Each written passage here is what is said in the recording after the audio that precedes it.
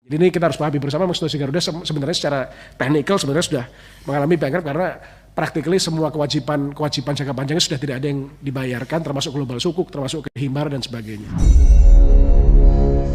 Garuda bangkrut memang karena negara tidak bisa berbisnis dan tidak boleh berbisnis. Itu karena BUMN adalah cara kelola aset negara yang salah. Begini maksudnya, kalau rakyat yang jadi pasar, maka tidak boleh asing atau pemerintah yang mengendalikan suplainya.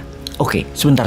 Kita harus berusaha menjelaskan sisi ekonomi BUMN dari kacamata lainnya. Sungguh, berat memang kalau pemahaman sosialis sudah masuk ke dalam pikiran bawah sadar banyak masyarakat, terutama para politikus yang arah politiknya ke kiri, ke sosialis. Bisnis itu akan berjalan baik kalau yang menjalankan adalah mereka yang berpikiran liberal atau bebas. Kita bukan anti-sosialis yang pemerintahnya mengendalikan rakyatnya dengan kekangan yang ketat, di mana itu adalah tingkah sosialis kuno yang dianut banyak aliran partai politik di Indonesia dengan bungkusan nasionalis sosialis. Istilah politiknya ini harus diluruskan pemahamannya. Nasionalis liberal lebih lincah daripada nasionalis sosialis di dalam membangun ekonomi negara. Bahkan Newman mengambil aliran politiknya adalah nasionalis patriotis yang lebih agresif ekonominya sampai ekspansi keluar negerinya negara bantu full. Pemahaman ekonomi patriotik nasionalis adalah tengah bawah. Baik, kita jelaskan sekali lagi pemahaman politik dan ekonomi dari kaum Newman. Bayangkan ada 4 kolom di depan Anda sahabat. Sisi kiri atas A,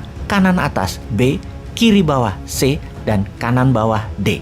A dan C kalau digabungkan adalah aliran ekonominya sosialis. B dan D kalau digabungkan aliran ekonominya adalah kapitalis. A dan B adalah kaum elitis. C dan D adalah kaum akar rumput. Selama 6 pemerintahan Indonesia selain Pak Karno, semua politiknya dan ekonominya main di kaum elitis. Pak SBY misalnya, elitis kapitalis sisi kanan atas B. Para oligarki dan konglomerat kapitalis atas mengendalikan ekonomi dan diberi kemudahan. Yang sekarang yaitu memihak pada elitis sosialis, yaitu yang A, kaum BUMN. Sisa presiden lain, Soeharto dengan Amerikanya elitis kapitalis, Habibie dengan IMF, Gus Dur, Megawati, sama semua. Kemudian para calon presiden nanti 2024 semuanya juga tetap main di elitis. Untuk pertama kalinya dalam sejarah Indonesia, Newman punya konsep politik dan ekonominya akar rumput. Di sisi C adalah kaum buruh, petani, nelayan. Di sisi D adalah UKM. Ini jelas berlawanan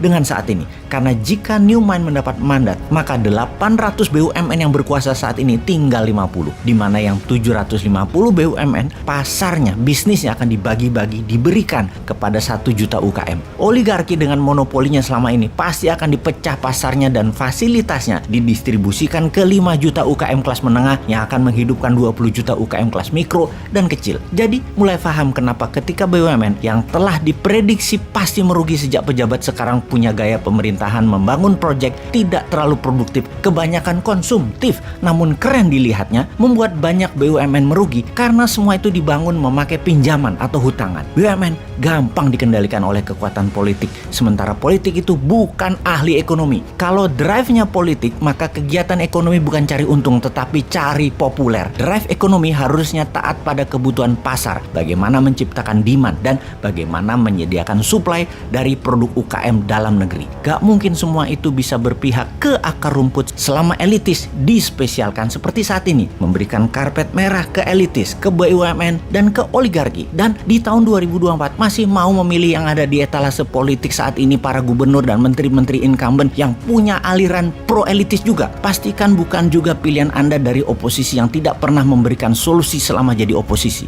Jadi pilihan sahabat semua hanya Newman yang beda. Cek.